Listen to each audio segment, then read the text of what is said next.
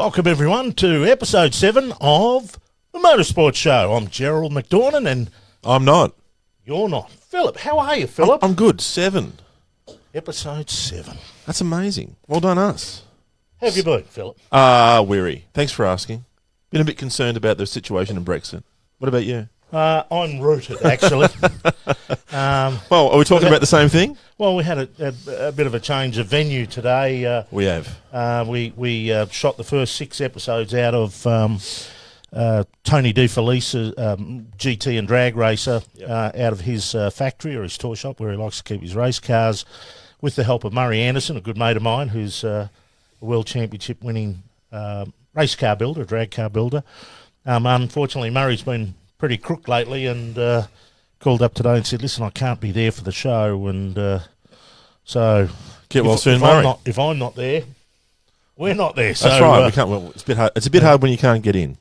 Anyway, so thanks to Robbie Fuzzy and his wife Kerry. And the luxurious surrounds of where we are. In Mulgrave tonight, we should call this show. Not that you'd know. It looks no different. We've got a couple more cars. We've got a couple of Fords there, which, you know, We're in Walkinshaw country. We're next door to Clayton, really, aren't we? What are we, about 2 k's away?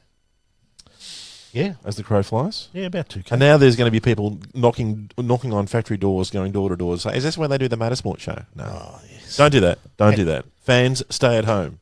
Anyway, so other than being a little bit rooted, I'm pretty damn good. Good. What's been going on in the big bad world of motor racing? Well, what hasn't been going on? What hasn't been going on? There's been plenty going on. Even tonight, there's lots of news rolling out, Philip, at the last minute. At the last minute. We'll bring you some of those in the next few minutes. Yeah, but lots to talk about tonight. Of course, there's F1, there's Supercars, there's TCR, there's NASCAR, there's drag racing. There's, young up-and-comers, and we're even going to talk about 87-year-olds as well tonight. Don't look at me when you say 87. I'm not 87 yet. Yet. I'm getting there. That's a bad number for an Australian. It's not good, is it? No, it's 13 short of 100. Yeah, well, don't do that. Cricket. Every time there's a cricket commentator who says it's 13 short of 100, it's the devil's number. I jump up and down on 1 foot like they do in England. That's 111. Anyway, let's not talk about cricket. Let's talk about racing cars. Lord Nelson. So anyway, so there's plenty going on in that regard. Yep. So there you go. Great to have everyone's company. And thanks. Send us questions on the Facebooks, please, if you want to know what's going on. If you've got any tips for us. Who signed up recently? Who has re-signed recently their deals? On the interwebs, on Facebook. Yep, we'd love to get your questions and get your comments as well. Thanks for the comments. Trying not to breathe in the microphone. Thank you for that. Oh, hang on. Got to turn my sound off here. So I've got the Facebook going. David Driscoll, 24 hours of GTs at Spa. Boy, it's a long way to go. Can't be trusted with the keys. No, at the other place. No. And we understand that. Hello, Frankie Palermo as well. So we've got the questions going on here. We've got the feed going, which is great. So it is. Hang on, I've just got to make sure I can see them all the time. But our stream's going good as well. We're going out on not Mr. Rudd's NBN. No, because that would have been faster. No. This is the Mark II NBN. This is the steam-powered NBN, and it's actually not bad. Which is... can't complain. What was his name? If you've forgotten already... You're not good with politics, are you? Thank God they don't let you write about politics. Let's talk about some racing cars. What's happened today in AGP land, Gerald? AGP? Yeah. Well, on the weekend they slipped it out that... They've re-signed the contract with Formula One, which is great, going until 2025. 6 more years. Yeah, so they already had that locked in for a couple of those 23. years. This is a 2-year extension. Yeah, so they give it a 2-year extension, which is good with the owners at Liberty, who are trying to work out actually where Formula One sits. Is it entertainment? Is it? It will be a new generation of car by the time the new contract, the contract runs its course, and of course that's going to be introduced, I think, in 21. So hopefully we have some more entertaining races than what we've had. Yeah, it hasn't been great. It certainly started off well. Next year's the 25th running of the Formula One Grand Prix at Albert Park, and big plans coming up too. Big first corner accident that Yeah. first year, and a lot of stuff went on. That was entertaining, but the last few years haven't been great. And that's not the event. It's not the circuit so much. It's the cars. So it's hard to have this generation of cars follow each other in overtaking, but they are addressing that, or they said this is what their priorities are for the next generation of Formula One cars. But anyway, let's talk about that. And congratulations to the Australian Grand Prix Corporation and motor racing fans everywhere. 6 more years at Albert Park. So, Although if you actually sat down and looked at the books, and sometimes you got to do this, yeah, they've spent more than $800 million it's a lot of money hosting that race at Albert Park. And there's always economic justifiers for these sorts of things about economic activity and all that sort of stuff. I don't know anything about that. I'm going to go to the Grand Prix anyway, so I'm the worst person possibly to make a comment on those sorts of things. But there's one thing I will say in the lead up to next year's race, and since this is sort of a segue into that, to everybody in the newspapers, don't write a story about Sydney trying to get the goddamn race. We are totally over it, or any other city. If the Gold Coast is going to have the Olympic Games, they're probably not going to have the Formula One Grand Prix, and the race isn't going anywhere till at least 26. So let's not reheat the same old tired bullshit stories again. Malcolm Turnbull. He hasn't got a very good record when it comes to Formula One. Thank you, Matt Bainey. Malcolm Turnbull. What, with the internet? Yeah. NBN? It's actually announced by Kevin Rudd. No, but this one. Oh, hello, Pamela Simpson Burton from Indiana. Hello, Miss Indiana. Great to have your company, and I hope you enjoy the show. Brian Ferrugia, hi, lads. Graham Cox, what did you think of the TCR races at the Bend? We'll talk about that in a bit. We've got some TCR stuff coming up later on. Silverstone race was great, boys, says David Driscoll. So we're going to talk about that. It wasn't bad. And in the news, we talked TCR. The big news today, and let's go to our first bit of vision for the day. Rob's in another room, and there they are, the TCRs. No overtaking. Look at that. That is just pathetic. Come on, get into it, Leanne. 50 kilometres per hour around the Albert Park circuit, but great news for that new category in Australia that the Australian Grand Prix Corporation has signed them on to the support bill. And there is Leanne Tander and James Moffat. Leanne hoping to get a full season next year, and let's hope she does, because that'd be great. I said on the last show, I don't like tokenism. No. Leanne Tander is a competitive driver and deserves to be driving in that series fully backed full time.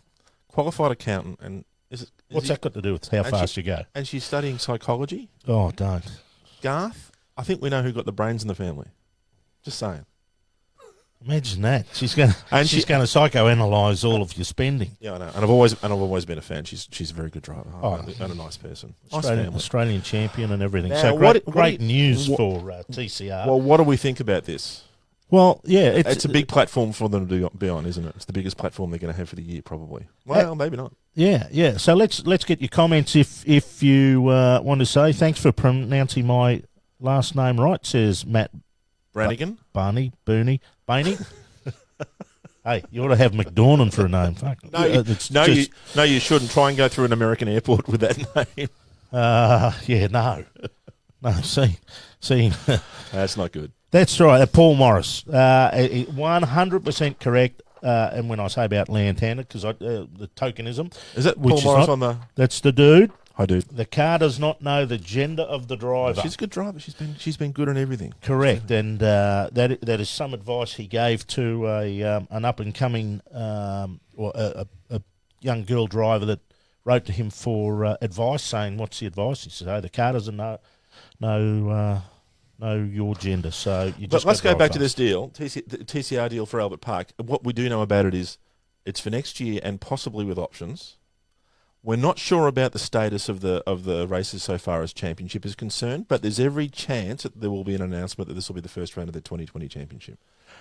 And getting on that platform in front of all those people, in front of all those sponsors, just imagine for a moment the drivers are the same, right? So we'll project this forward a year. So you've got James Moffat driving a Renault. So you've got Moffat and Ricciardo on the promotional cycle for Renault in the lead up to the race. That's not a bad combination. Let's imagine Dylan O'Keefe remains in the Alfa. So you've got Dylan O'Keefe doing promotional work with Kimi Räikkönen at Alfa Romeo. That's not a bad situation to be in. Up-and-coming young driver against Kimi, because he's going to be getting on for 40 by then. my question is, what do you reckon the reaction is from the blokes in Sydney that have 8 cylinders? World headquarters?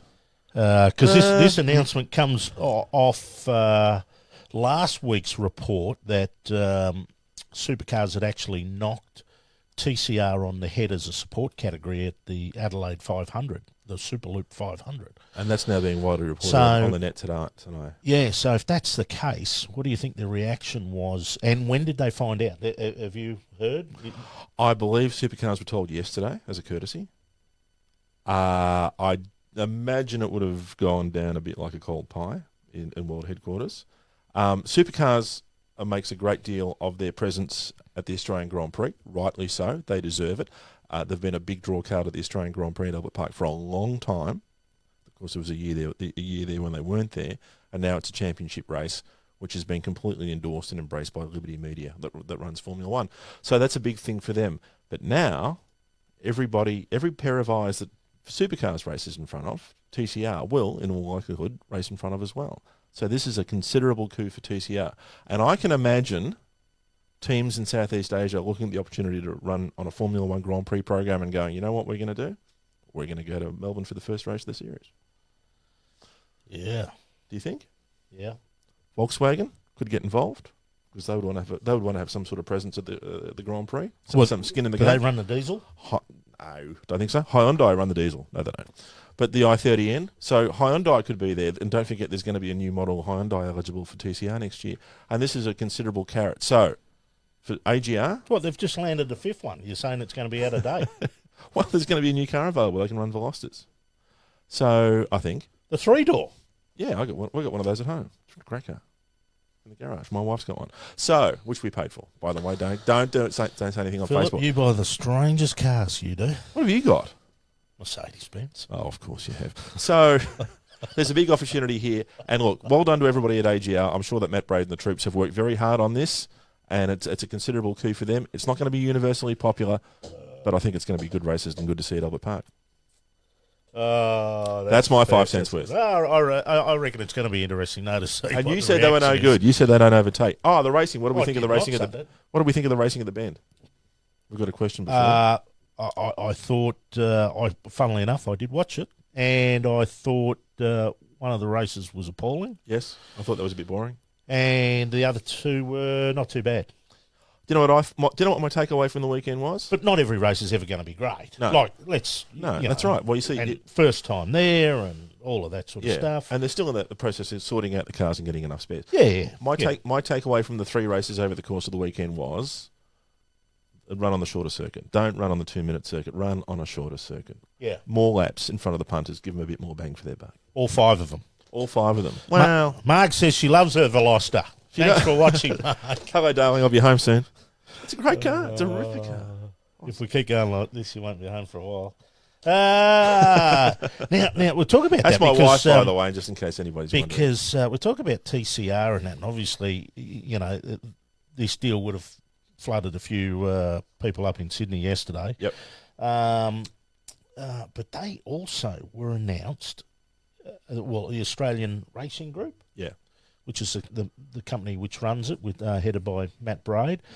They were announced as the category managers, or the management company, to run the TCM series, the Touring Car Masters. Good. And? That's good? I think so. Don't you think so? Well, how do they get to run Touring Car Masters when Supercars couldn't run GTs? That would be a question we'd have to ask Cams. Well, because my understanding is that Cam's that was a deal in principle, and Cam said no. It's a done deal, and I mean, the GT series. Looking at last week at where were they? The Bend is floundering. There was it's not good. 7 GT3 cars and 2 GT4s. It's floundering. And look, people have criticised Supercars in the past for perhaps not prioritising things that aren't exactly Supercars. I can guarantee that if Supercars ran a GT championship, there'd be more than 7 cars there. Yeah, that's a theoretical, but... Well, then that'll lead us into something else which we're going to talk about. And the big news of the last couple of days was the the announcement of the Chevy Corvette. Oh, okay. When are we going to talk about that? Well, let's not get ahead of ourselves. So let's not get ahead of ourselves, we have vision to go. Let's talk GT racing. And great news yesterday was that, or the day before, that Aussie Ryan Briscoe. Hello, Ryan. Ryan Briscoe, an Englishman, Richard Westbrook, won the IMSA Northeast Grand Prix at Lime Rock in the Ford GT. Now, Ford are out of GT racing next year, aren't officially, but I think there's going to be privateer entries. Privateer cars, yeah. So there'll be some element of support, I would imagine, from the Blue Oval. Yeah. And with Chip Ganassi Racing, they had a great win. It's been a great program, hasn't it? Oh, it really has excited people, and it's a fabulous looking car, and I mean, they've sold whoever applied to get one, which was the process. As you would. He got one. And probably Ryan's got one as well. Sadly, we didn't get any vision of we Ryan tried driving. Did you manage to get anything? But we got him at an autograph session, which we've just there he is, second on the left. He's gone arse over. Now, before anybody says anything, oh, can we see that one again, Rob? Go on, Rob. Robbie. No. Okay, all right. Oh, he is. He would be the first person to laugh at that. Briscoe. Oh yeah. Terrific sense of humour. Yeah. Hi, Ryan. How's Connecticut? Hot. Does he live in Connecticut or Charlotte? Connecticut. His wife works for ESPN. Okay. They moved. There you go. He's near you. There you go. So, but well done, Ryan. It's good to see you get up and get a win. Yes. Now, the big news as we were saying. And get up off the ground and get a win. Not get injured. He bounces. The 2020 mid-engine Chevy Corvette. Okay, the queue starts here. The queue starts here. There it is on the screen right now. Okay. Now, we don't do road cars normally on this show, but... Now, the big news for Australia and for all of the right-hand drive markets around the world is that car will be built in the factory right-hand drive. So it's going to avert the dramas of the Chevy Camaro, which we have in Australia at the moment, which is converted here by Walkinshaw Performance, Walkinshaw Engineering, who do a magnificent job converting that car. Like it is great. Fabulous. But that Corvette will be built right-hand drive. For the first time. It's the first generation. C8 is the generation designation. It's the first time there's going to be genuine right-hand drive Corvettes coming out of the US. Now, a lot of people saying, "Oh, listen, Corvettes aren't supposed to be mid-engined." The original designer of the Corvette always wanted a mid-engine car. Finally, it's happened in the 8th generation. He was Russian. Yes, and the gentleman's name escapes me for the moment. I did meet the designer Tom Peters, who designed the 7th generation car. He did come to Austin for the V8 Supercars back in 2013. A man with two first names. Yeah, Tom Peters.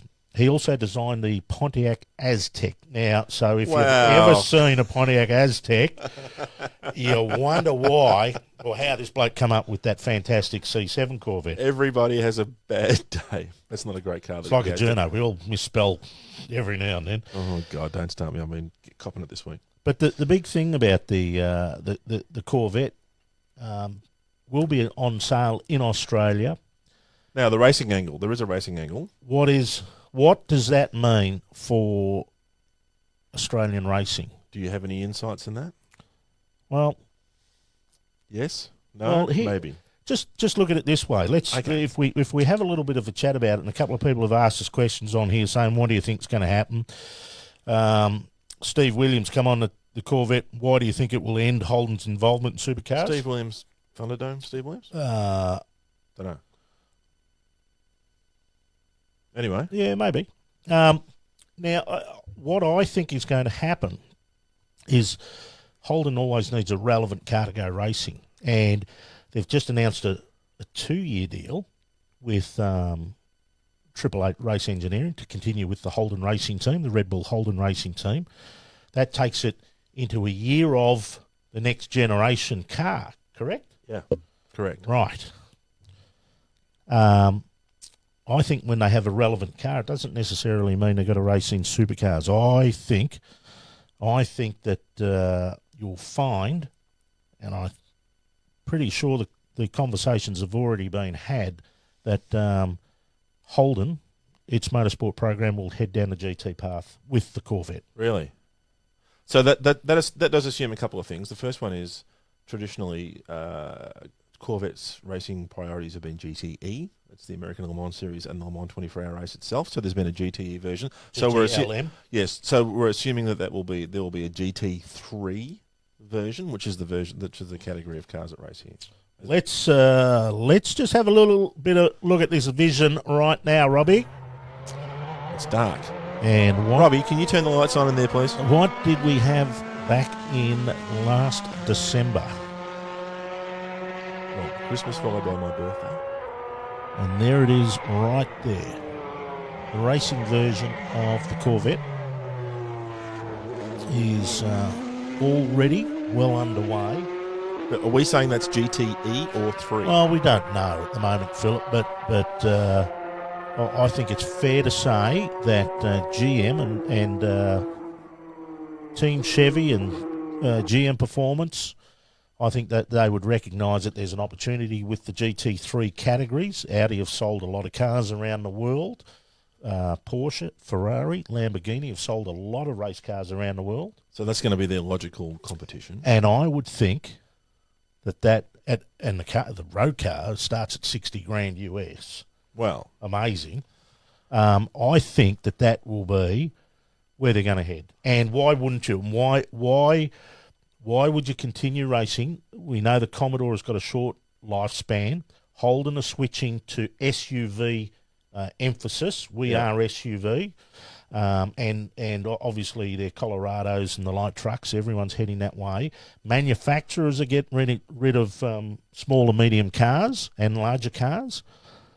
You've got a hero car, a sports car. It's ready-made. They can build them from the factory as a race car. Why would you muck around? That's a good point. And there is a big market in GT3 cars around the world. McLaren and Audi and so on. Bentley. And what factory... moved a lot of metal. And I would put it this way because the Holden factory team, out of Triple Eight Race Engineering, is incredibly well respected overseas. And we'll even talk about that late in the program, about an anniversary of their announcement as being a factory team. Yep. But they're incredibly well respected. What are they doing aside from supercars this year? Does it start with G and end in T? Yeah. Yeah. So I think you're probably seeing some, and if Roland doesn't have a deal with them, I think he's just thinking well ahead of the pack again. And couple more things I'll throw in there before we get off the Corvette. Matt Bainey says, what engine is in that? That doesn't sound right. I don't know. Pontiac Aztec, he also is yuck. Only good Pontiac in recent years was the G8 and the GTO. Yes. Correct. What engine's in it's an LS3? Is it an LS3? I don't know. It's 400 horsepower anyway. A couple more things before we get off the Corvette. Number one, you mentioned price before. If you do the standard multipliers, if you compare a car made in America and sold in America and sold here as well, and I went through this with about 3 levels of Mustang, the multiplier is about 1.7. So that gets it in at about 100,000 Australian dollars. Might be a little bit more than that because GM they want to sell us, and a bit of luxury car tax. They'd want a bit of premium gear in the car as well. That's number one. Yeah. And number two, don't forget there's a change of regulations coming up for the Le Mans outright class. So there's a possibility that the C8 Corvette, there could be a racing version of that to go head-to-head with Porsche and Ferrari and a whole bunch of other brands for the Le Mans 24-hour race probably. And when's that? 22, I think? Maybe 23. So the possibility that the Corvette could write some history in the next couple of years. Hopefully some of it here in Australia. Certainly exciting time, I think, for motorsport. And, obviously supercars need to sort out what they're doing with their category going forward, cutting costs or curtailing costs, there's a lot of that going on. The next generation. But the question everybody's going to want to know... But for Holden, I think it's... The question everyone's going to want to know, Gerald, when it comes to buying their Corvette, is there a dealer they can trust? Funny you say that, Phil. Now, it's a question. I didn't say anything. I asked. Rudy and the guys at TDM Motors, of course, Rudy, the gynecologist, he is only into used cars, but Lock Mandy Motors. Who? Welcome, Lock Mandy Motors. Coming to you live from the Lock Monday showroom. Been selling cars here since 1969. Yeah, I'm kind of a big deal. I know, I'll let it out when I get home. We're located right here in Elkhart, right off of Napanee Street, which is French for come by your new Cherokee from Lockman Place. I bet you've never seen one of these Durangos before. Come on in, let's bond. Napanee Street, Elkhart. Bet you haven't seen one of these 2014 Durango. Is he in the witness protection program by any chance? I think so. That suit should be against the law too, by the way. Yeah. Not to mention, I haven't seen a mustache like that since I watched the documentary about a young man delivering pizzas to a lonely young lady. Hey? That's where I've seen your face. What's been going on in America apart from Locklandy Motors? NASCAR. What? NASCAR, a couple of races over the past 2 weekends. Now listen, Phil, if we're talking a couple of NASCAR races, I've got to get all the Formula One shit from England, but we've all seen it. The Mercedes finished 1-2. We'll talk about them anyway, but a couple of NASCAR races. But what about, dead set, Larry McReynolds, one of the most famous crew chiefs that there's ever been in NASCAR in the United States. Here he is telling everyone to start their engines. Jeez, I hope he didn't blow a gasket. It's up there, pull those belts tight one more time. Drivers, start your engine! He is over the 7,500. There's your next coach of the LA Raiders right there in the upcoming NFL season. Man, someone needs to tell him about decaffeinated coffee. Oh, Jesus. Wow. Good old Larry McReynolds. He should go to Locklandy Motors and try and sell some cars. That Durango, yeah, that's a bit of him. It's 2014. It's a 20-foot. Kentucky was the first race, and 2 weeks of great racing. We've got to tell you this. Let's go to the highlights, Robbie. And Kentucky, they kicked off here. Kurt Busch won stage 1 in the Monster Energy #1 Chevy Camaro. And his brother Kyle Busch won stage 2. But this is where it got really thrilling. Stage 3, the big one, on the final restart. Cars are there, but you see who's sitting in second and third. We've got Kurt and Kyle Busch are sitting around there. Oh, hang on, that was on the start. Then Jimmy Johnson went around, stuck it in. But here they go after the last restart. This is the last lap. Kyle on the inside, Kurt on the outside. The #1 team hadn't won since 2013. They tagged coming out of turn number 4, and Kurt Busch won at Kentucky. Fabulous race. It really was. Fabulous race. And look, and here we go. On the right-hand side there was Bryce Seals. We spoke about Bryce, and I caught up with him recently in, where do I go? Sonoma the other week. But Brycey was on the right-hand side. Now, the great thing about that race win, and the team, a lot of guys on that race team hadn't experienced a win before. Matt McCall, the crew chief as well, he was winless to that point in time. So they really celebrated. And let's have a look at the celebrations. And it took a little bit out of the old time where the crew, all of a sudden Bush is getting in the car and the crew are going, hang on a second, we're going to ride this Camaro to victory lane. And how good is this? I said, hang on, we need the checkered flag as well. They took off. There's Brycey hanging on for dear life on the back.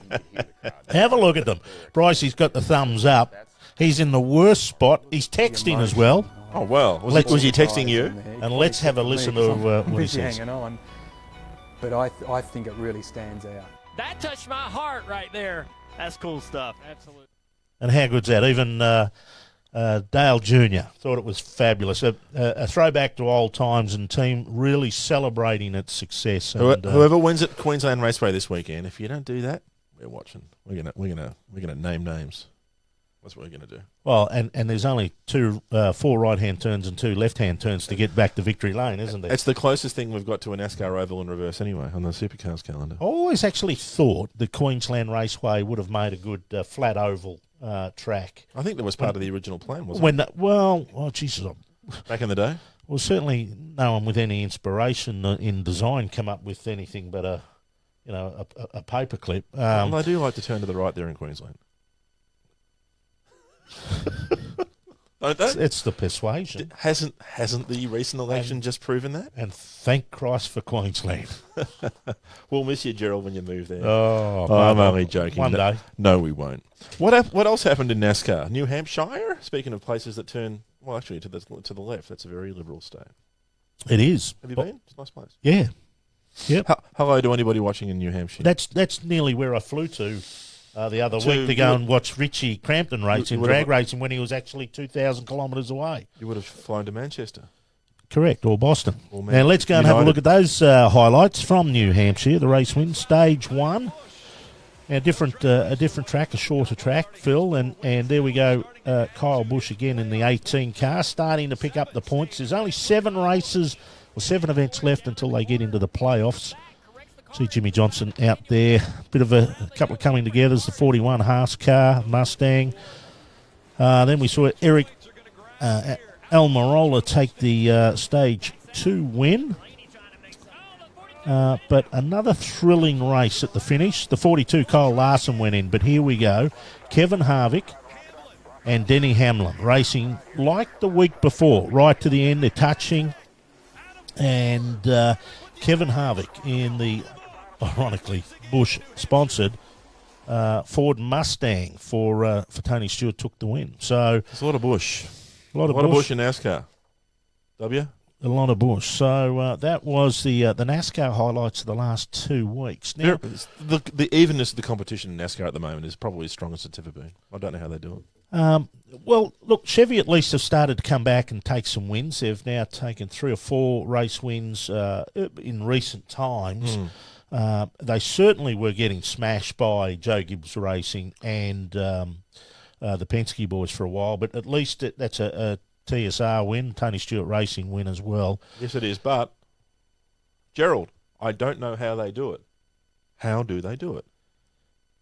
The cars? Yeah. Well... Funny I should ask? No, funny you should ask, because I stumbled across this and I thought it was worth having a look at. Now, this is the number 1 car going through inspections. Now, I haven't seen a light show like this since the Manhattan Hotel Disco in 1983. Have a look at it. Was Brian Mannix playing? Yes. That is amazing. Look at that. But this is the OSS, the optic server, whatever, inspection. This is how they inspect the cars. There it is, 90 seconds. The laser inspection is done on the car. There's 16 lasers within that shed. We can kill that now, Robbie. And there's 16 lasers in the shed, 15 around the car, and 1 underneath the car. In 90 seconds, it scans 1.2 million spots on the body. That is amazing. It really is. It's something special, isn't it? Yeah. I mean, it's... And this is technology that's been around motor racing for a long time. A friend of mine in the UK has got a company called Physical Digital that does this with a lot of Formula 1 teams and WEC teams, WRC teams as well. But to see this level of technology accessible at that level, not that I'm saying NASCAR's down a step, that's staggering. Oh, and maybe this is something we can look for in supercars sometime in the not-too-distant future. Well, what it does, ironically... All of the teams that used to, because they used to use the big templates and they'd measure the cars, and teams would go and let's whack a little bit out here and a bit there, and try and push everything to the extreme. Yeah, they've now all had to go out and buy their own scanning systems. So all of the big teams actually have those scanning systems in their workshops. Yeah, so they push 1.2 million spots to the nth degree every time, the skew of the body, not only a little bit here, a little bit, they skew the body on the chassis as well. They check it. So post-race tech inspection, and that's pre and post. Pre and post. Yeah, is going like the discrepancies coming out of that. And we've all seen it before. And in America, they have this thing, particularly in NASCAR, where you keep the win, you pay a fine, or you lose some points or something. I think some of those technicalities are going to be a thing of the past. There's going to be a fewer, I think. Well, there's not going to be any DQs, but there's not going to be any of those tech breaches, or as many that we've seen in the last 10 years, for instance. Anyway, it's a great move by NASCAR and spectacular vision. Oh, yeah. Has that car got a stereo? Dun, dun, dun, dun, dun. Yeah, probably. You can play the samba. What about a polka music? You can get some polkas. It probably has smooth FM like you listen to, Philip. Weird Al Yankovic. He's very underrated. Now Check you're out his an latest open wheeler guy. What's up now? And I should just there's Benny Grimshaw's there. He's saying hello to us. Brent Staker likes the Motorsport show video. Brent Staker, who contested Ninja last week. Oh, did he? Yeah. I thought he didn't look familiar. No helmets, big fines. A lot of people joining us. Dan Bennett, Ricky Glass, Julian Conlon. Great to have your company, everyone. So if you've got any questions or comments, please don't hesitate to fire them in. You can do that here on Facebook. We can see them online. We really do enjoy having your company. But open wheelers, Phil. Open wheelers, Gerald. What Iowa, happened? corn country. Let's go to the tape, Robbie. Now, this wasn't my place last night at 10 o'clock. This was what it was like for hours in Iowa. It pelted down, and it was live on NBC, by the way. So there was... So that was actually live TV. Yeah, it wasn't great. And I think what they go about 4 or 5 hours late, didn't they? Yeah, it was getting dark. Yep. Well, it was dark. Well, it was dark. Because it was a race under lights. And Diffie and co feeling, God, we really felt sorry for somebody like that on NBC Sports. Let's see what happened in the race. Because eventually they did race. And the crowd, you got to hand it to the crowd, they really stuck around. Team Penske once again to the fore. And Joseph Newgarden running at the pointy end for most of the night. Very consistent effort from him. Conditions were not fantastic. Will Power led the race at one stage, but did have problems later on in the pit. Safety car came out, and here's Will trying to make some moves up through traffic in the Verizon car when he got set back there a little bit. Sato got turned around, and he's having a terrible run at the moment because he lost an engine the week before. And is that Sage Kareem again? I think so. Yep. Now this is what happened to Will Power. He had a difficult entry to the pit lane, and got put back. And once again, the Ganassi cars coming through the field. Scott Dixon is having an amazing season, but so is this guy, Joseph Newgarden, the former IndyCar champion, takes his 4th win of the season, and there's just no holding the guy back at the moment. But Scott Dixon is he is Mr. Consistent, and I think, is he one of the most underrated racing drivers in the world in the last 20 years? Oh, absolutely, absolutely. Not by the people who know him; they rate him very highly. No, and he hadn't been having a great day or a great weekend in Iowa, and to come back and finish second was a tremendous job. And this has been something that's been going on through the course of the season. What is he? Is he a 5-time champion of the series? I think he is. Yeah, and he'll have an ordinary qualifying session and come back through the race. He's like Garth Tander and an open wheeler. Fantastic driver, and the championship is there's still a long way to go. But Newgarden at the moment, it looks like he's in fantastic form. Bit of conversation about Rossi perhaps being in sights of the people at Red Bull for a move back to Formula One. Valentino Rossi at the age of 41 may be going to Formula One. That'd be fantastic. Alexander Rossi, who's been in Formula One before. There's a deal on the table from Andretti to keep him, but it's kind of contingent on which way that goes. There could be a move that the Andretti team will move to Chevy Power next year. Does Chaz Mostert or Scott Pye come into considerations in this discussion? Well, are you assuming that James Courtney's going to be staying where he is? Wow. We don't know. No. How do we get from IndyCar to James Courtney? We said Andretti. I see what you've done there. No, I don't see what Well, you've if done. everyone thinks that Scott McLaughlin's going NASCAR racing or IndyCar racing. But see, one of the interesting things is Rossi is very well liked by Honda. And if they move him to Toro Rosso, it could be tempting. You might want to go back to F1. Well, there you go. Could be a good drive. We should know in a few weeks. Well, there you go. Keep those questions and comments coming in, please, everyone. We do enjoy it. Who's out there? Dan Bennett. Hey, guys. Love the show. Thoughts on the new 400 Thunder calendar and recent announcement of colder upgrades? Dan Bennett. Is he irrelevant? Dan, the 400 Thunder calendar, it's a pro series that runs in Sydney and Brisbane at the moment. It needs to expand. And until they've got the right bloke in charge, Steve Betts, but until drag racing hierarchy, I'm not saying Steve Betts, can get their heads out of their asses and join the sport back together again, we're going to struggle. And I say we. And has Calder Park been announced as upgrades? They've announced, I think, 3 times over 5 years that they're going to relay the track, and it hasn't been done yet. So, The drag racing The drag track, Yeah, the quarter mile, Yeah. not the whole track. yeah. So I don't know about those. Lockie Craven says, go Lions. Yes. Which lines? The mighty Brisbane Lions, mate. You're not from Brisbane. We're sitting second Neither are in you, the Lockie. in What the are you talking about, AFL Lockie? at the moment. So, I wouldn't know. but Dan Bennett, I do hope, as I said, they got the right bloke in charge. Let's hope he gets the support he needs to run the 400 Thunder Series properly.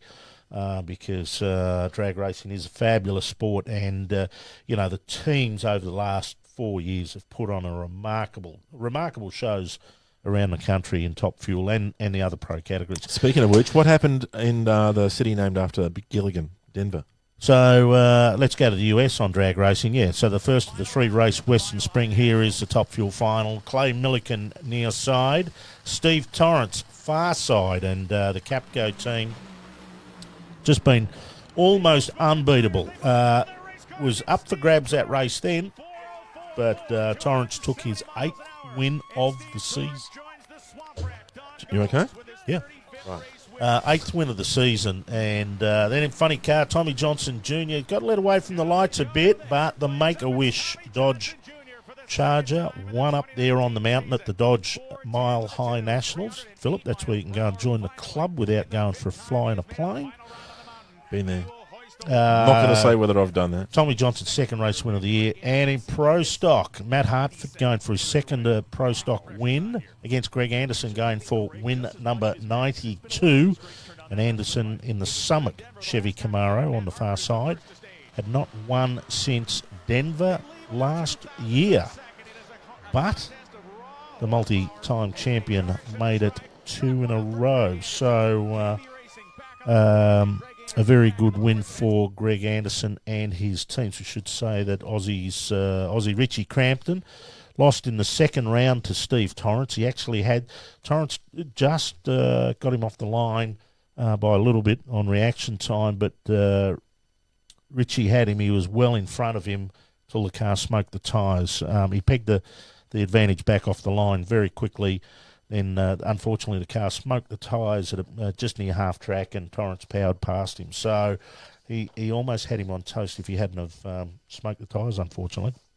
Now, we do need to see this in qualifying for Pro Stock. Veteran Kenny Delco on the near side, the KD Racing Chevy Camaro. Looked to be a fairly standard Pro Stock run until after the finish line. And all of a sudden, the KD Racing car took off and made very hard contact with the wall. So Do we know what happened? Was it a blown tyre? no, it just no, we don't know what happened actually. And you look at it. The problem with Pro Stock cars, Phil, is that the aero on the cars makes them quite unstable. If they get any little bit of air the wrong way or whatever, they take off. And 500 cubic inch fuel injected engines. They make, whatever 1,000 horsepower, not in the tens of thousands. They don't have a lot of downforce. They need a very slippery body, and it doesn't take much to set them off. But I believe we do have an official word as to why. Young bloke, cold tyres, fucked up. Well, that says it all. It does say. Are we paying him royalties? No. Are we paying Castrol royalties? No. Jack's about 9. Nor are we paying for the vision. Well, the vision's online, mate. What young bloke. Oh, yeah. That's all well and good, okay? But here's my problem, and I know this is a problem for a lot of people listening at home. It's too loud. What we'd like to see, Gerald, is drag racing without the noise. Well, especially when you Can get you to help? 87 years of age, Philip. and Sorry, you'll have to speak up. You want to turn those... I don't want to say how many years I've got to go. You want to And turn... if you tell them, I'll choke you.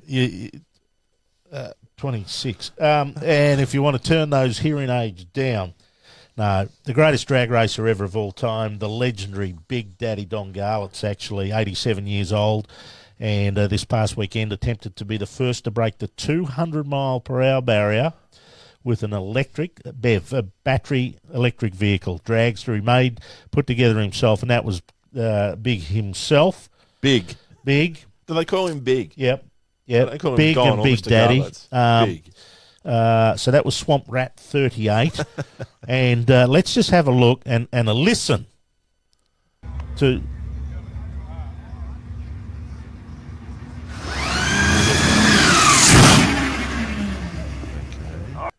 That's it.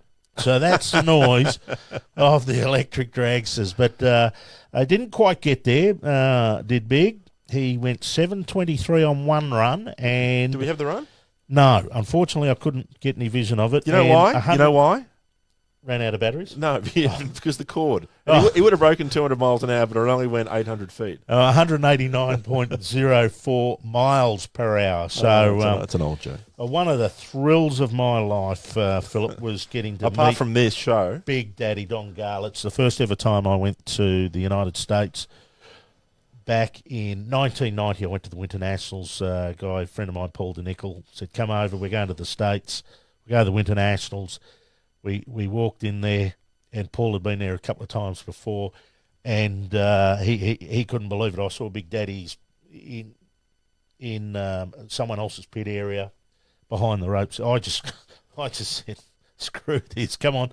I got the camera, come on, we're going. We're getting the photo. We just walked straight in. Hello, Mr. Garlett's Big Daddy. Can we please have a photo? Could not help myself. Yeah. Had to. It'd be like walking in the F1 garage and seeing Michael Schumacher or Juan Fangio or someone going, listen, I've just got to go and have a photo taken with him. Couldn't help myself. The only time I actually got stand next to Michael Schumacher, I didn't get a photo because it was in Adelaide and we were standing at the urinal in the toilet in the media centre. That's why Paul Newman gave up. And strangely, he didn't want to have his photo taken. The flag of America on one side, on the other, the flag of the USA. It's a battle of the countries. And the funny cars. Right. Now, we're talking about most bizarre incidents. This is, folks, tune in here. Get your friends around and tell me. Now, here we go. Now, this is in Jackson Dragway in Tennessee. Now, see these cars going into stage. All of a sudden, they've gone, hang on. Don't go anywhere. Don't go anywhere. Lights are flashing. Crew are looking. They're pointing there. All of a sudden, shit. What's going on, Philip? What is going on? Blokes are jumping over the wall. You aren't going to believe this. The two cars are sitting there, and lo and behold, what has come down the track and impaled itself on the starting system there, and on the concrete blocks, but a road car. Allegedly drunk driver Jerry Oliver, who has apparently jumped the ditch coming off a highway before hitting another vehicle. Now, here's the other view. Watch everyone start to run. Bang! Yeah. A couple of points to make here. This is something, this is so unprecedented in anything you've ever seen in motor racing. So, I'll give you an exception in a minute. There wouldn't have been security at the far end of the strip to keep road cars away from it, because that's something that never happens. The only case I can think of where something like this has happened, 1972, Oran Park. The showdown between Alan Moffat and Bob Jane for the Australian Touring Car Championship, and some drunk punter thought, you know what I can do in my Valiant Pacer? I can beat these clowns, and drove onto the circuit. And the funny thing was, I was talking to AM about that about 3 years ago, and he'd forgotten. Bob hadn't before. No, Bob before Bob he wouldn't passed. have forgotten that. Well, it's a funny thing. Now, I should say Jerry Oliver. He's jumped the ditch. He's hit some other vehicle, pissed out of his brains, clearly. So then he's found himself running down the wrong way of the drag strip. So he's crashed the car, airlifted to hospital. Sadly, he's in a critical condition. But Marion County Police have been reported to have charged him with a string of offences, including driving under the influence, 8 counts of aggravated assault. Of what? Sorry, 8 counts of what? Aggravated assault. Right, not aggregated. No, aggravated. And driving with an open container in the vehicular. Well, that's almost the last of his worries. He had an open container. He had a can of Pabst that was open. And it would have splashed everywhere. But it did. Well, something would have splashed everywhere. We were talking before the start of the show, and won't forget the first time we went to New Zealand for a championship round of the Supercars back in 2001. Good story. And, of course, this is not long after 9/11. So all of the Holden staff weren't allowed to fly, but the contractors were, because we were expendable. Still are, really. Clearly I was. So Plastic, Tim Pemberton, Brock's long-time PR bloke, myself as the junior Plastic at the time, and John Stevenson, who was the motorsport boss at the time, but a contractor, not an employee, Steve-O, and a former Brock and Perkins person, and used to run HDT. We were over there. We were in a Toyota Avalon hire car, and we drove out to Pookie, and Pookie's great, nice, beautiful countryside going out there. And before the main entrance, traffic come to a halt, and someone walked out into the road because there's another entrance to the support paddock, and they saw us in our Holden shirts and said, "Come this way." Mm-hmm. So they waved us through, and we got down to the next gate. And the people saw that we had the Holden shirts on. They just waved us through, and obviously we're in a rent car, so we must have come from Australia. And we got to the next gate, and they waved us through. Yeah. And I drove about another 20, 30 metres and stopped. And Steve, I said, "What are you doing?" I said, "We're on the track." He said, "No, we're not." I said, "We are on the track at Pukekohe." Yeah? They waved us through. So we did a lap, and then we drove in pit lane. And we parked, and this was before the bridge, the permanent bridge and everything there, of course. So we parked our car, because you used to have to, shut the track and let everyone walk across in those days. So we parked our Toyota Avalon at the end, and if you look at 2001, there's a white in any of the vision on I think the first day of practice or the second day it is, one of them. There's a white Avalon parked there. That's ours. Yeah. I'm going to look up Natsoft tonight when I get home and see where you qualified. They just kept waving us through. I could name one or two teams that were around in those days that might be slightly slower than you over a lap. I'm not going to name them on this show because I quite enjoy owning a house. I think I actually ran pretty good in that lap. Everybody always thinks they run pretty good. Although Paul Morris reckon I'm the worst driver he's ever been with. And he would know because he's a terrific. There's a few car journos I check in there. Well, yeah, probably. Mark Ware asks us, why can't Steve Torrance be beaten in the NHRA? Well, he's been beaten a couple of times, but they just got their shit together. It's as simple as that. He's got a fabulous team, a very stable team.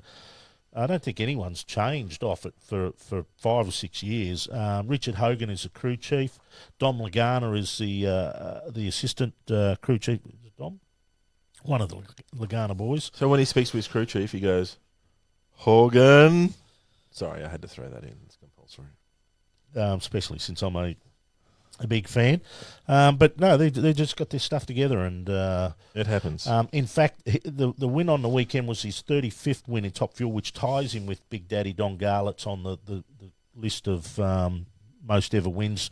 Tony Schumacher has the most with 80, I think, but it really puts him up there in Top Fuel. I haven't got a selfie with Tony Schumacher either. No. And I didn't look down. But anyway, let's move on to Supercars. What's happening this weekend? Let's move on. I'm just catching up to see if we've got any more questions. Any questions? Malcolm Turnbull. Yeah, we knew that. Malcolm Turnbull. Holden's Rock. Hi, Malcolm. Thanks for watching. Supercars, Ipswich preview, new centre of gravity rules. Scott Hallinan said this weekend in Supercars, why can't Supercars stop fiddling with the rules? Well, because they've got the closest set of cars they've ever had in history, they said at the start of the year. But unfortunately, the actual words were closest ever. Closest ever. But unfortunately, it wasn't. And so now we've had the fourth. So we had centre of gravity. Well, yeah, you and I were talking before we came on air tonight whether it was the third or the fourth. It's the fourth. Definitely the fourth. So they had the centre of gravity. 3 and 3A. Yeah. Yeah. Then they did the aero. Yeah, but when they did the aero, did they do 2 aeros? Did they do the gurney flap and the splitter at the same time? Yeah, no. So they did the aero to the Mustang. Yeah. Then the next time out they did the Commodore under tray. Okay. Right. I thought they cut the splitter on the Mustang. They did, but then they did the Commodore under tray. Okay, all right. And now they've done the centre of gravity again. And apparently this is out of computer simulations. That it's tuned it up a bit. the block and tackle and the forklift appeared not to work as good as what it should have last time. So the upshot of this is that what we've seen is weight raised on a number of the cars, and Tickford put a video on of them putting the metal strips, steel strips on the top of the windscreen and the back window. Yep. So that kind of removes the need to actually affix ballast to the top of the roll cage. The other significant thing is that and there's also been, I think, some fine tuning of the Commodore. But the other significant thing is the weight. They did the engine weights a couple of years ago for the COG. In the Nissan, the weights have been lowered to the level of the sump. So one of the things to watch in Queensland Raceway this weekend is how will the Nissan Altimas go. They're getting a bit long in the tooth now, but traditionally the Nissans have gone okay at the paperclip. So let's wait and see how Rick Kelly and in particular Andre Heimgartner goes this weekend. To see if they can get some more speed out of the Datsuns. Good luck. Results last year, do you remember who won? No, you. Yeah, I do. Race 1, Mac. Right. SVG, so New Zealand won 2. Leading Australian in the race was Craig Lowndes from Victoria. We'll claim him if he's going to be on the podium, from Jamie Whincup and Fabian. And race 2, SVG and McLaughlin.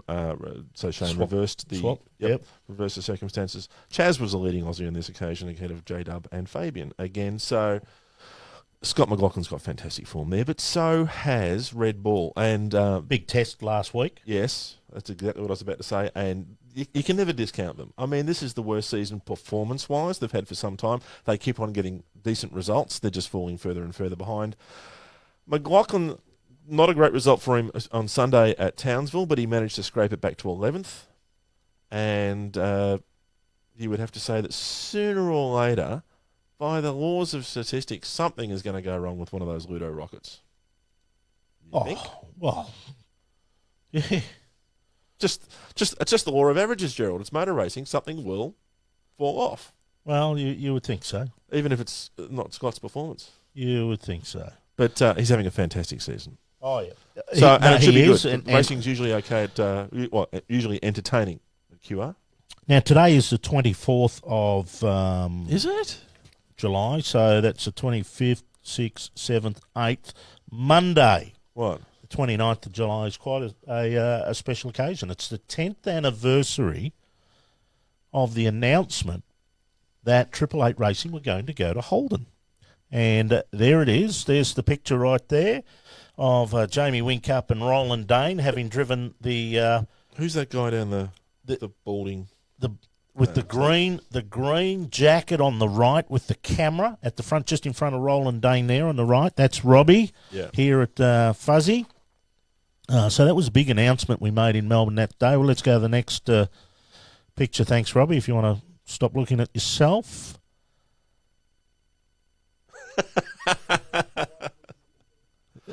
This is all he's got.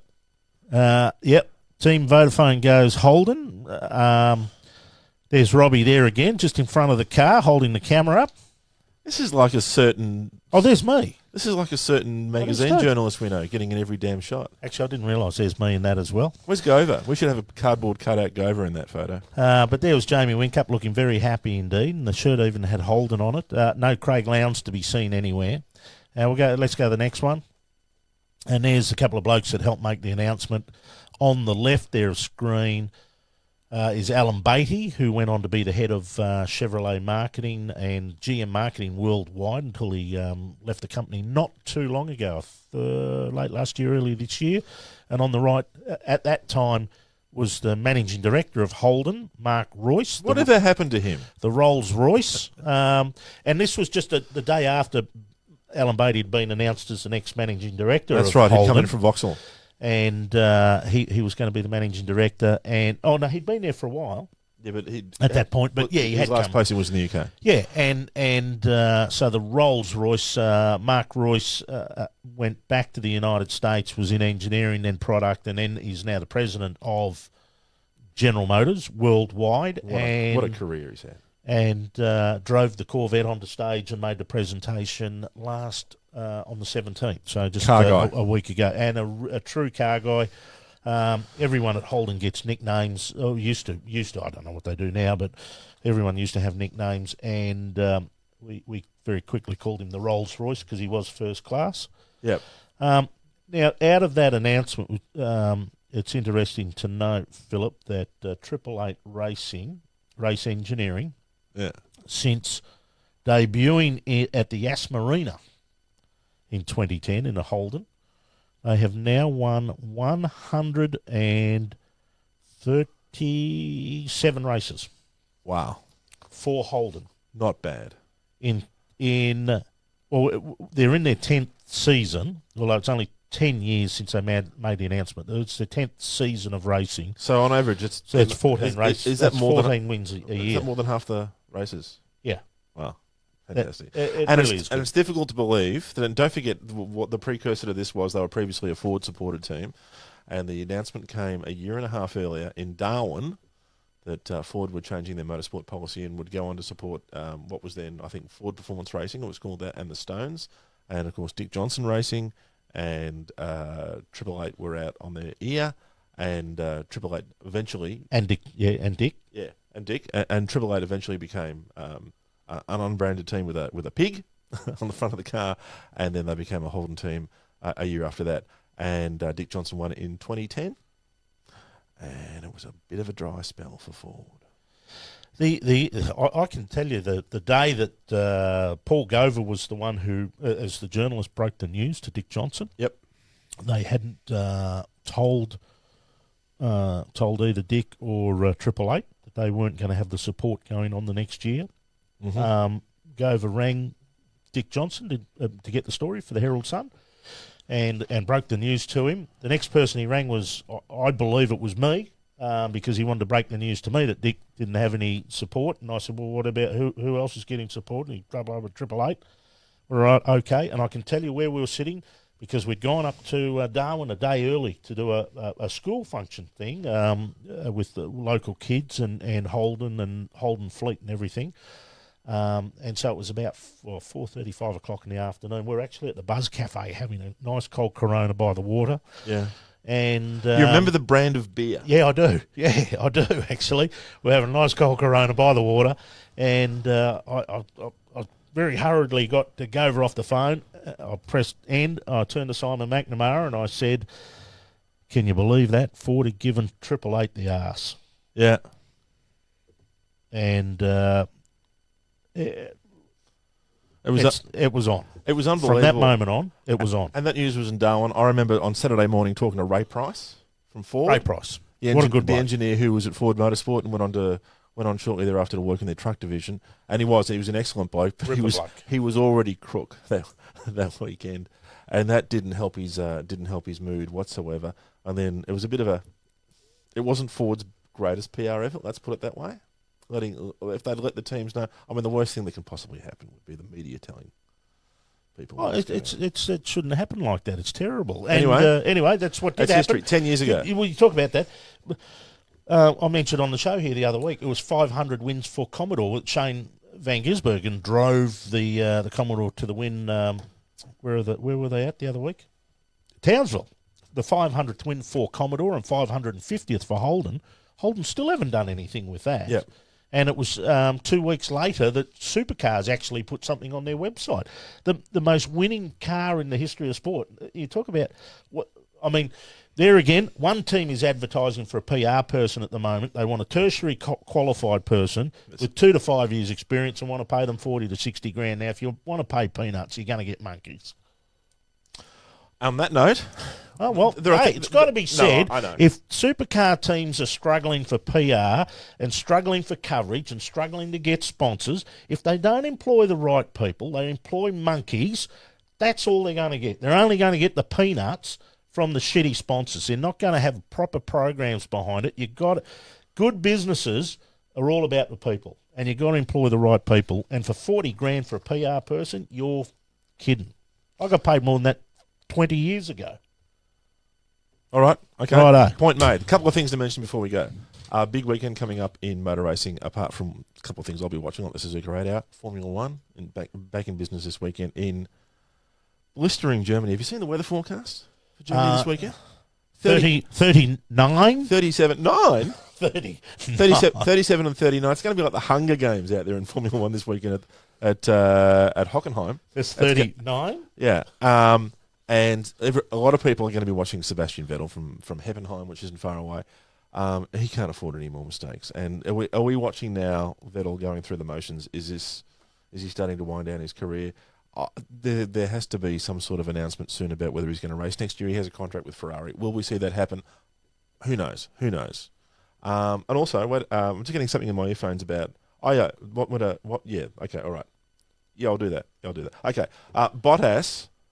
Valtteri Bottas has twice this year tested a World Rally car. He recently tested a Toyota in Finland. Yes, it was just a publicity campaign, and he's not going to the WRC. But if he does decide he's going to go, I've got this public service announcement to make. Esteban Ocon, would you please come to reception, please? Esteban Ocon, please come to Mercedes-Benz reception. Don't even worry about that. The big question will be this weekend is, does William Story still own Rich Energy? Or he's claimed it back. Oh, yes. And will they be sponsoring the Haas team? If you're not onto the Rich Energy saga, no, read out of Cooper's stuff. It's quite good. Get onto Twitter and Rich Energy, Rich RICH _ then ENERGY. I can't wait for the ESPN 30 for 30 doco because it's just going to be a doozy. It is fantastic because it seems as though there has been some dispute over actually who's in charge of their social media and who has access to it. So there have been things out there that you would never see otherwise. The only thing that's better is the social media manager of a British politician on the Conservative side resigned in 5 tweets and it came out in the politician's name. And basically everyone's walked out on him over what's happened in Britain. Some entertaining stuff going on. But yeah, Rich Energy is just, no one's certain what's going on. But when you let the lunatics run the asylum, Philip? Well, the signage will be on the Haas cars this weekend. And of course, one of the reasons I mentioned Ocon is there's a suggestion that he could be in one of those Haas cars by the end of the season after the 2 current incumbents managed to run into each other again. Wow. In the last race at Silverstone. And Lewis Hamilton's winning the championship by miles, and it's his title number 6. And forget about it. Put down your glasses. And Mercedes-Benz are 4,000 points ahead in the constructors' championship. Yeah. Now, next show, everyone. When's that? Wednesday, the 7th of August. So we thank you for your company. We've had a good time tonight. Andre Fuller said, really enjoy the show. Thanks heaps, guys. Thanks, Andre. Thanks for joining in, and we've had good viewers right throughout the show. Just before we go. Sorry, two things happened just before we came on air. Last 10 minutes before we came on air, ADP Anton De Pasquale has re-signed with Erebus Motorsport. He did too. 2020 and beyond, according to the team. Great signing. He's a real talent. That kid. I was talking to him last week. He is very, very strong, and he's going to be strong at Bathurst this year. And just before we came on air, like 2 minutes, Formula One has confirmed season 2 of Drive to Survive. Oh, the Rich Energy saga will be good. Yeah, the Rich Energy saga will be a fantastic one to watch, and there won't be a dry eye in the house when they have episode 1. I'm sure that will feature Melbourne and the situation with the very untimely passing of Charlie Whiting. Michael Massey taking over as race director. It's just been confirmed for the rest of the year, by the way. And there was a service at Silverstone. Sebastian Vettel spoke movingly about that. Fantastic stuff. Great to see Netflix. If you haven't got it, get it. Or Foxtel. Gunther Steiner going. No, you can't say that. Making me look like fucking idiot. No, you can't. There's a great account called Gunther something Steiner on Twitter. Find it. It's fantastic. It's probably on Facebook too. All right, guys. Thanks very much. Fabulous to have you watching. August 7, 8:30 p.m. Australian Eastern Time, and we hope you enjoy the show. Thank you. Bye.